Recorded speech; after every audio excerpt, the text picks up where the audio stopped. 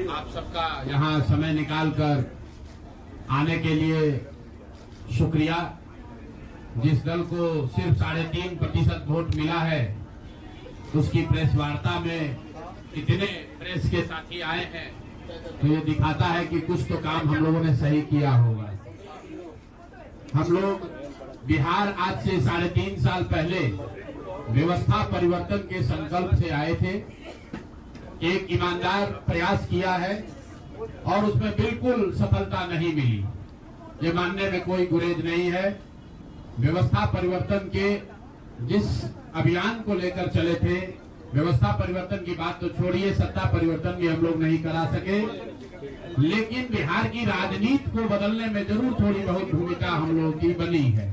तो इनका सारा आएगा, तो हम लोगों से जरूर कुछ गलती हुई होगी। हम लोग के प्रयास में, हम लोग के सोच में, हम लोग के बताने के तरीके में जरूर कुछ गलती रही होगी कि जनता ने हम लोग को नहीं चुना है, जनता ने हम लोग पर वो विश्वास नहीं दिखाया। तो उसकी जिम्मेवारी जो है वो पूर्णतः मेरी है, प्रशांत किशोर की है, और वो जिम्मेवारी मैं 100% अपने ऊपर लेता हूं कि मैं बिहार की जनता को, अपने साथियों को, इस व्यवस्था से जुड़े हुए लोगों को, जिस प्रयास से हम लोग जुड़े थे, जिस प्रयास को करना चाहते थे, उससे उनका विश्वास उस पर मैं नहीं जीत पाया। हम लोग सामूहिक तौर पर हारे हैं और आत्मचिंतन का समय है, हम लोग भी चिंतन करेंगे।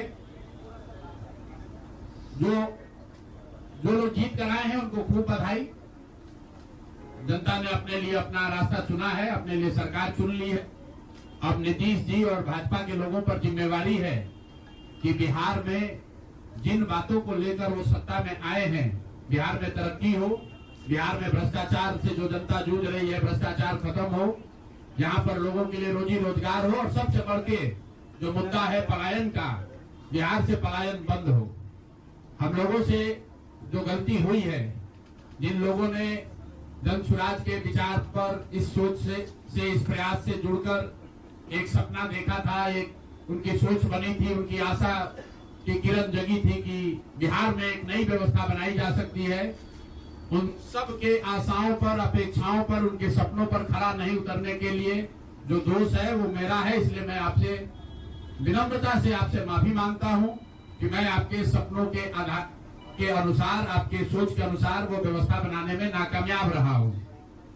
और प्रायश्चित के तौर पर मैं आज से 2 दिन के बाद 20 तारीख को गांधी विद्यारवा आश्रम में जो रास्ता गांधी जी ने बताया है, मैं अपने लोगों को, बिहार के लोगों को ये नहीं समझा पाया कि किस बात पर उनको वोट देना चाहिए, क्यों उनको नई व्यवस्था बनानी चाहिए। तो प्रायश्चित के तौर पर मैं अपने से विद्यारवा आश्रम में 1 दिन का उपवास, मौन उपवास रखूंगा।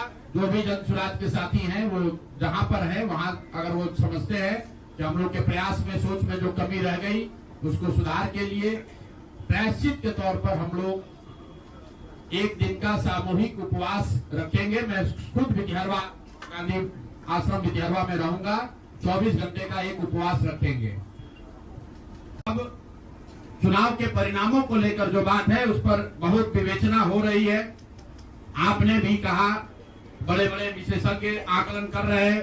कोई बता रहा है कि पैसे से जीत लिया गया, कोई बता रहा है कि लालू जी के डर से ध्रुवीकरण हुआ इसलिए जीता गया, कुछ लोग बता रहे हैं कि जातियों की बात अभी पूरी तरह खत्म नहीं हुई। मैं यहाँ चुनाव के विश्लेषण के लिए नहीं बैठा, लेकिन एक बात तो बिल्कुल स्पष्ट है कि पहली बार स्वतंत्र भारत के इतिहास में, और खासकर बिहार में पहली बार ऐसा हुआ है कि कोई चुनाव जिसमें सरकार ने करीब 40,000 करोड़ रुपया जनता के पैसे को खर्च करने का वादा किया है। और मुझे लगता है कि वही एक कारण है जिसकी वजह से एनडीए को इतना बड़ा बहुमत मिला है।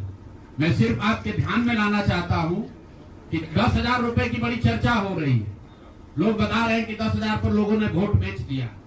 बिल्कुल नहीं है, ये बात सही नहीं है। मेरा आज भी ये यकीन है कि 10,000 रुपए के लिए बिहार के लोग अपना वोट, अपना बच्चों का भविष्य नहीं बेचेंगे। अगर 10,000 रुपए को आप जोड़िएगा तो प्रतिदिन 5.5 रुपया हुआ। 5.5 रुपए में कौन अपना वोट बेचेगा? लोगों ने 10,000 रुपए के लिए सिर्फ वोट नहीं बेचा है। आपको देखने, जानने, समझने की जरूरत है। और इस पर ये बहस भी हो रहा है। सत्ता में जो लोग आए हैं वो कह रहे भैया हम तो सरकारी योजना चला रहे थे। जो विपक्ष में है वो कह रहा है हम योजना नहीं चला रहे थे, आप पैसा देके वोट खरीद रहे थे। इसका कोई अंत नहीं है, इस बहस का कोई अंत नहीं है।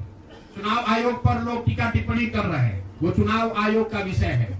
बिहार के बेटा होने के नाते, बिहार के नागरिक होने के नाते मेरा बस एक ही प्रश्न है। हर विधानसभा क्षेत्र में 60 से 62,000 लोगों को कम से कम 10,000 रुपया सीधे तौर पर सरकार ने दिया है। सिर्फ 10,000 रुपया नहीं दिया, ये कहा कि आपको स्वरोजगार के लिए 2 लाख रुपया दिया जाएगा और उसकी पहली किस्त के तौर पर, बयाना के तौर पर 10,000 रुपया उसको दिया गया।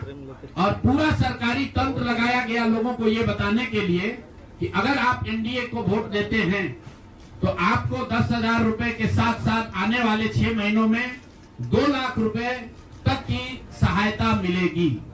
इसको करने के लिए पूरा सरकारी तंत्र लगा। जीविका की दीदियों को बैठाया गया, जितने यहाँ पर आशा आंगनवाड़ी सेविकाएं हैं उनकी सैलरी, उनका मानदेय बढ़ाकर उनको जोड़ा गया। लोग कह रहा है भैया काडर कहाँ है? मेरे भाई 2 लाख लोगों को, आप ध्यान रखिए, सिर्फ 10,000 रुपए लोगों को नहीं दिया गया है। हर विधानसभा में, मैं बहुत जिम्मेवारी से जो सरकारी आंकड़ा है वही बता रहा हूँ, हर विधानसभा में 60 से 62,000 महिलाओं को 10,000 रुपया दिया गया है। करीब करीब 1 लाख आंगनवाड़ी सेविका, आशा वर्कर और ममता की से जुड़ी हुई महिलाओं को करीब करीब सरकार ने 10,000 करोड़ रुपया अलग से दिया है। इसके साथ ही विकास मित्र और टोला सेवकों को 25,000 रुपया एक बार में, और जो लोग प्रवासी मजदूर बाहर से आए उनको 5,000 रुपया दिया गया है कपड़ा के नाम पर। तो कुल मिलाकर 29,000 करोड़ रुपया, करीब करीब 29,000 करोड़ रुपया बांटा गया है। 40,000 करोड़ रुपए की योजनाओं की घोषणा की गई है। अब हम यहाँ इसलिए नहीं बैठे हैं ये कहने के लिए कि इसी वजह से हम लोग चुनाव हार गए।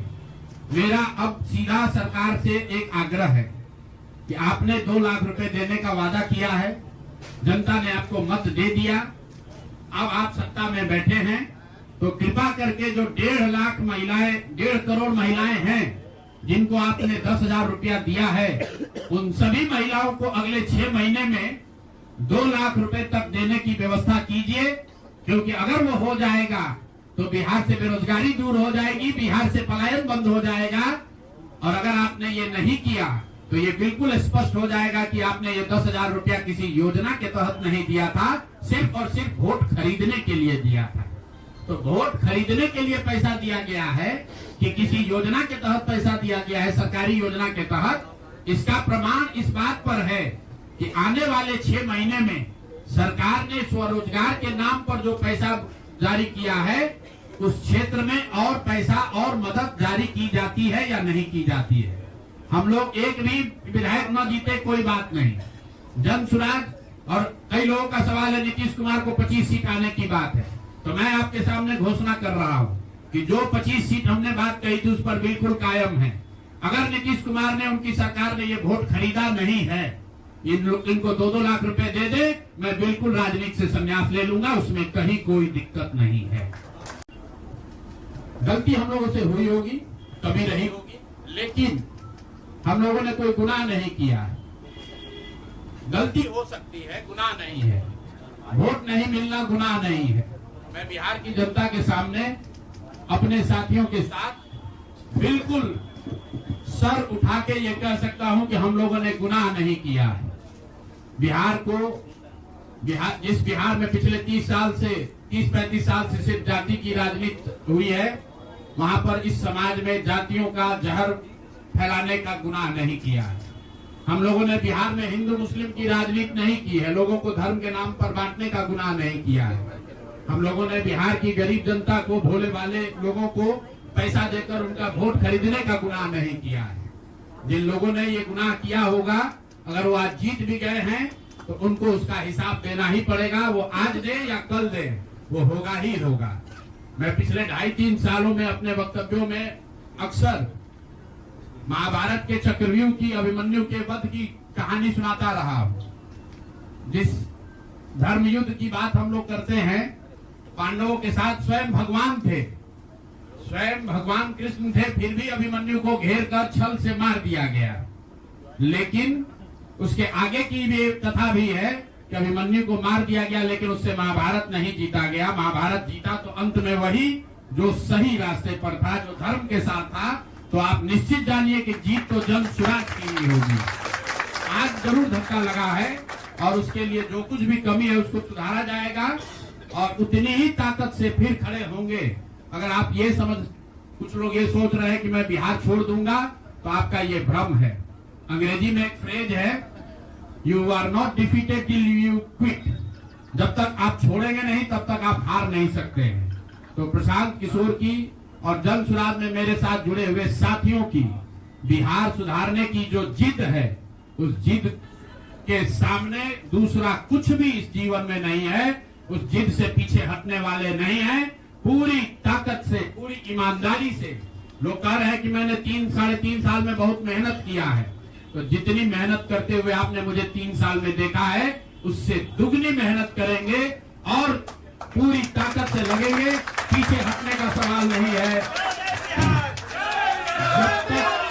जब तक बिहार को सुधारने के अपने संकल्प को पूरा न कर लें, तब तक पीछे हटने का कोई सवाल ही नहीं है।